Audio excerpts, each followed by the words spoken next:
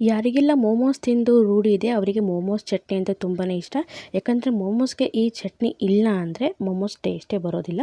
ಬನ್ನಿ ಈ ಒಂದು ಚಟ್ನಿನ ನಾವು ಹೇಗೆ ಮನೆಯಲ್ಲಿ ಮಾಡ್ಬೋದು, ಹಾಗೂ ಇದನ್ನು ನಾವು 15-20 ದಿವಸಗಟ್ಟಲೆ ಮಾಡಿ ಹೊರಗಡೆನೇ ಕೂಡ ಇಡ್ಬೋದು. ಫ್ರಿಜ್ಜಿನ ಅವಶ್ಯಕತೆ ಕೂಡ ಇಲ್ಲ. ಬನ್ನಿ ಹಾಗಾದರೆ ಹೇಗೆ ಮಾಡೋದು ಈ ಟೇಸ್ಟಿ ಮೋಮೋಸ್ ಚಟ್ನಿ ಅಂತ ನೋಡೋಣ. ಮೋಮೋಸಿಗಷ್ಟೇ ಅಲ್ಲ, ಬೇರೆ ಚಪಾತಿ ದೋಸೆಗೂ ಕೂಡ ತುಂಬ ಸೂಪರಾಗಿರುತ್ತೆ. ನೋಡಿ, ಫಸ್ಟು ಒಂದು ಪಾತ್ರೆ ಇಟ್ಕೊಂಡಿದ್ದೀನಿ. ಪಾತ್ರೆಲಿ ಸ್ವಲ್ಪ ನೀರು, ಸ್ವಲ್ಪ ಉಪ್ಪನ್ನು ಹಾಕಿಬಿಟ್ಟು ನಿಮಗೆ ಎಷ್ಟು ಟೊಮೆಟೊ ಬೇಕೋ ಅಷ್ಟು ಟೊಮೆಟೊನ ಹಾಕ್ಕೊಳ್ಳಿ. ನಾನು ಮೀಡಿಯಮ್ ಸೈಜ್ ಅಂತ ಸಣ್ಣ ಇರುವಂತಹ ಒಂದು 4 ಟೊಮೆಟೊ ಹಾಕಿದ್ದೀನಿ. ಜೊತೆಗೆ ಇಲ್ಲಿ ಒಣಮೆಣಸಿನ್ಕಾಯಿ ತುಂಬ ಇಂಪಾರ್ಟೆಂಟು. ಹಾಗೆ ಸ್ವಲ್ಪ ಕೊತ್ತಂಬರಿ ಸೊಪ್ಪು ದಂಟು ಇದ್ರೂ ಹಾಕ್ಕೊಳ್ಳಿ. ಕೊತ್ತಂಬರಿ ಸೊಪ್ಪಿನ ದಂಟು ಇರುತ್ತಲ್ಲ, ಅದು ಕೂಡ ಟೇಸ್ಟ್ ಚೆನ್ನಾಗಿ ಕೊಡುತ್ತೆ. ಈಗ ಇದನ್ನು ಚೆನ್ನಾಗಿ ಕುದಿಸ್ಬೇಕು. ನೋಡಿ, ಈ ರೀತಿಯಾಗಿ ಕುದ್ಮೇಲೆ ಇಲ್ಲಿ ನಿಮಗೆ ಟೊಮೆಟೊ ಸಿಪ್ಪೆ ತೆಗಿಯೋಕೆ ಆದರೆ ತೆಗೀರಿ, ಇಲ್ಲ ಅಂದರೆ ಪರವಾಗಿಲ್ಲ. ಒಟ್ಟು ರುಬ್ಬುವಾಗ ನುಣ್ಣಗೆ ರುಬ್ಕೊಂಡ್ರೆ ಆಯಿತು. ನಂತರ ತಿಕ್ನೆಸ್ಸಿಗೋಸ್ಕರ ಇಲ್ಲಿ ಅರ್ಧ ಚಮಚದಷ್ಟು ಕಾರ್ನ್ಫ್ಲವರ್ ತೊಗೊಂಡಿದ್ದೀನಿ. ಕಾರ್ನ್ಫ್ಲವರ್ಗೆ ಸ್ವಲ್ಪ ನೀರು ಮಿಕ್ಸ್ ಮಾಡಿ ಈಗ ಕುದೀತಾ ಇರುವ ಈ ಮಿಶ್ರಣಕ್ಕೆ ನಾವು ಇದಕ್ಕೆ ಹಾಕಬೇಕಾಗುತ್ತೆ. ಹಾಕಿದ ಕೂಡಲೇ ಇಲ್ಲಿ ನೋಡಿ, ನೀರು ನಮಗಿಲ್ಲಿ ಜಲ್ಲಿ ರೂಪದಲ್ಲಿ ಬಂದುಬಿಡುತ್ತೆ. ಯಾಕಂದರೆ ಕಾರ್ನ್ಫ್ಲವರ್ ಏನಾಗುತ್ತೆ, ಇಲ್ಲಿ ಸ್ವಲ್ಪ ಥಿಕ್ನೆಸ್ ಕೊಡುತ್ತೆ. ಈಗ ಪೂರ್ತಿಯಾಗಿ ತಣ್ಣಗಾದ್ಮೇಲೆ ಇದನ್ನು ಒಂದು ಮಿಕ್ಸರ್ ಜಾರಲ್ಲಿ ಹಾಕಿ ರುಬ್ಕೋಬೇಕು.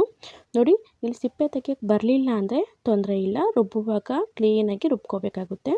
ನೆನಪಿರಲಿ, ಆದರೆ ತಕ್ಕೊಳ್ಳಿ, ಇಲ್ಲಾಂದರೆ ಬಿಡಿ. ಕೆಲವೊಬ್ಬರು ಇದಕ್ಕೆ ಶುಂಠಿ ಕೂಡ ಹಾಕ್ತಾರೆ. ಶುಂಠಿ ಹಾಕ್ಬಿಡಿ, ಅದು ಸ್ಮೆಲ್ಲೇ ಬೇರೆ ಥರ ಬರುತ್ತೆ. ನಂತರದಲ್ಲಿ ನೋಡಿ, ತುಂಬ ತಣ್ಣಗಾಗಿದೆ. ಈಗ ಒಂದು ಮಿಕ್ಸಿ ಜಾರಿಗೆ ಇದನ್ನು ಹಾಕ್ತಾಯಿದ್ದೀನಿ. ನಾವು ಬೇಯಿಸಿರುವಂಥ ಮಿಶ್ರಣನ ಹಾಕ್ತಾಯಿದ್ದೀನಿ. ನಿಧಾನವಾಗಿ ಇದನ್ನು ಹಾಕಿ, ಮತ್ತೆ ಇಲ್ಲಿ ಉಪ್ಪು ಆಗಲಿ ಏನೂ ಹಾಕೋ ಅವಶ್ಯಕತೆ ಇಲ್ಲ. ಮತ್ತು ನೋಡಿ, ನಾವಿಲ್ಲಿ ಕಾರ್ನ್ಫ್ಲವರ್ ಹಾಕಿದ್ರಿಂದ ನೀರು ಎಷ್ಟು ಗಟ್ಟಿಯಾಗಿದೆ ಅಂತ ಈ ರೀತಿಯಾಗಿರಬೇಕು. ಮತ್ತು ನೀರು ಮಿಕ್ಸ್ ಮಾಡೋ ಅವಶ್ಯಕತೆ ಇಲ್ಲ. ಈಗ ಮುಚ್ಚಳ ಮುಚ್ಚಿ ನುಣ್ಣಗೆ ರುಬ್ಕೊಂಬರ್ಬೇಕಾಗುತ್ತೆ. ರುಬ್ಬಿದಾಗಿದೆ. ಹಾಗೂ ಬೆಳ್ಳುಳ್ಳಿನ ತುರಿದು ತೊಗೊಳ್ತೀನಿ ನಾನು, ಇಲ್ಲಾಂದರೆ ಸಣ್ಣ ಸಣ್ಣದಾಗಿ ಪೀಸ್ ಮಾಡಬೇಕಾದ್ರೆ ತೊಗೋಬೋದು. ನಂತರ ಒಂದು ಪ್ಯಾನ್ಗೆ ಸ್ವಲ್ಪ ಎಣ್ಣೆನ ಹಾಕಿ ಇಲ್ಲಿ ನಾನು ತುರಿದಿರುವಂತಹ ಬೆಳ್ಳುಳ್ಳಿನ ತಗೊಳ್ತಾ ಇದ್ದೀನಿ. ಪೀಸ್ ಮಾಡಿ ಹಾಕಿದ್ರೆ ಏನಾಗುತ್ತೆ, ಸ್ವಲ್ಪ ದೊಡ್ಡ ದೊಡ್ಡ ಪೀಸ್ ಬಾಯಲ್ಲಿ ಸಿಗುತ್ತೆ. ಅದರಿಂದ ತುರಿದು ಹಾಕಿದ್ರೆ ಕಾಣೋದಿಲ್ಲ. ಆದರೆ ತುರಿಯುವಾಗ ಕೊನೆಯಲ್ಲಿ ಸ್ವಲ್ಪ ಭಾಗ ಉಳಿಯುತ್ತಲ್ಲ, ಅದು ದೊಡ್ಡ ದೊಡ್ಡದಾಗಿ ಕಾಣುತ್ತೆ. ನೀವು ಈ ಒಂದು ಎಣ್ಣೆಯಲ್ಲಿ ಹುರಿಯುವಾಗ ಚೆನ್ನಾಗಿ ಹುರಿದ್ರೆ, ಹಸಿ ವಾಸನೆ ಎಲ್ಲ ಹೋದರೆ ಏನೂ ತೊಂದರೆ ಇಲ್ಲ, ಚೆನ್ನಾಗಾಗುತ್ತೆ ಆವಾಗ. ನೋಡಿ, ಈಗ ಕಲರ್ ಚೇಂಜ್ ಆಗೋವರೆಗೂ ನಾವು ಇದನ್ನು ಹುರಿಬೇಕಾಗುತ್ತೆ ಬೆಳ್ಳುಳ್ಳಿನ. ಕೆಲವೊಬ್ರು ಇದಕ್ಕೆ ಈರುಳ್ಳಿ ಕೂಡ ಹಾಕ್ತಾರೆ. ಈರುಳ್ಳಿ ಹಾಕೋ ಅವಶ್ಯಕತೆ ಇಲ್ಲ. ಇವಾಗ ನೋಡಿ, ತುರಿದಿರುವಂಥ ಬೆಳ್ಳುಳ್ಳಿ ಚೆನ್ನಾಗಿ ಫ್ರೈ ಆಗಿದೆ, ಗೋಲ್ಡನ್ ಕಲರ್ ಬಂದಿದೆ.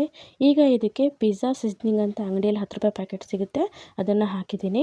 ಅದನ್ನು ಹಾಕಿದ ನಂತರ ಇಲ್ಲಿ ನಾವೇನು ಪೇಸ್ಟ್ ಮಾಡಿ ಇಟ್ಕೊಂಡಿದ್ವಿ, ಟೊಮೆಟೊ ಹಾಗೂ ಕೊತ್ತಂಬರಿ ಸೊಪ್ಪು ಮತ್ತು ಒಣಮೆಣಸಿನ್ಕಾಯ್ದು ಇದು ನಾವು ಬೇಯಿಸಿ ಇಟ್ಕೊಂಡಿದ್ವಲ್ಲ, ಅದು ಪೇಸ್ಟನ್ನ ನಾವು ಮಾಡ್ಕೊಂಡಿದ್ವಲ್ಲ, ಅದನ್ನು ಹಾಕಿಬಿಟ್ಟು ಚೆನ್ನಾಗಿ ಇಲ್ಲಿ ಎಣ್ಣೆ ಎಲ್ಲ ಚೆನ್ನಾಗಿ ಬಿಟ್ಕೋಬೇಕು. ನೀರಿನ ಅಂಶ ಹೋಗೋವರೆಗೂ ಇದನ್ನು ಫ್ರೈ ಮಾಡಿದ್ರೆ ನಂತರದಲ್ಲಿ ನಮಗೆ ಚಟ್ನಿ ರೆಡಿಯಾಗುತ್ತೆ. ಮತ್ತು ಇದಕ್ಕೆ ಅರ್ಧ ಚಮಚದಷ್ಟು ನಾನು ಸೋಯಾ ಸಾಸ್ನ ಹಾಕಿದ್ದೀನಿ. ತುಂಬ ಚೆನ್ನಾಗಿ ಟೇಸ್ಟ್ ಕೊಡುತ್ತೆ ಸೋಯಾ ಸಾಸ್ ಹಾಕೋದ್ರಿಂದ. ಹಾಗೆ ಸ್ವಲ್ಪ ಸಕ್ಕರೆನ ಹಾಕಿ, ಸಕ್ಕರೆ ಯಾಕಂದರೆ ಇಲ್ಲಿ ಖಾರನ ಬ್ಯಾಲೆನ್ಸ್ ಮಾಡೋದಕ್ಕೆ ಈಸಿ ಆಗುತ್ತೆ. ನಂತರ ಇದು ಹಾಕಿದ ಕೂಡಲೇ ಈಗ ಚೆನ್ನಾಗಿ ಇದನ್ನು ಹಸಿ ಅಂಶ ಹೋಗೋವರೆಗೂ ಇದನ್ನು ಫ್ರೈ ಮಾಡಬೇಕು. ನಂತರದಲ್ಲಿ ನಮಗೆ ಸೂಪರ್ ಆಗಿರುವಂಥ ಘಮ ಪರಿಮಳ ಬರುವಂತಹ ಮೋಮೋಸ್ ಚಟ್ನಿ ರೆಡಿ. ನೀವು ಕೂಡ ಇದನ್ನು ಮಾಡಿಕೊಡಿ, ತುಂಬ ಚೆನ್ನಾಗಿರುತ್ತೆ. ಇಲ್ಲಿ ನೋಡಿ, ನೀರಿನ ಅಂಶ ಎಲ್ಲ ಹೋಗಿದೆ. ಈಗ ನಮಗೆ ಮೋಮೋಸ್ ಚಟ್ನಿ ರೆಡಿಯಾಗಿದೆ. ನಾನು ಮೋಮೋಸ್ ಕೂಡ ಮಾಡಿದ್ದೀನಿ. ನೆಕ್ಸ್ಟ್ ವಿಡಿಯೋದಲ್ಲಿ ಮೋಮೋಸ್ ಒಂದು ರೆಸಿಪಿ ಹಾಕ್ತೀನಿ. ವೆಜ್ ಮೋಮೋಸ್ ಕೂಡ ಮಾಡಿದ್ದೀನಿ, ನಾನ್ ವೆಜ್ ಮೋಮೋಸ್ ಕೂಡ ಮಾಡಿದ್ದೀನಿ, ಅದು ನಿಮಗೆ ತೋರಿಸ್ತೀನಿ. ನೋಡಿ, ಇಲ್ಲಿ ಮೋಮೋಸಿಗೆ ಈ ರೀತಿ ಚಟ್ನಿ ಹಾಕ್ಕೊಂಡು ತಿಂತಾಯಿದ್ರೆ ತುಂಬ ಚೆನ್ನಾಗಿರುತ್ತೆ. ನೀವು ಕೂಡ ಒಮ್ಮೆ ಟ್ರೈ ಮಾಡಿ ಅಂತ ಹೇಳ್ತಾ ವಿಡಿಯೋ ನೋಡಿದ್ದಕ್ಕೆ ಧನ್ಯವಾದಗಳು. Thank you. ಬಾಯ್.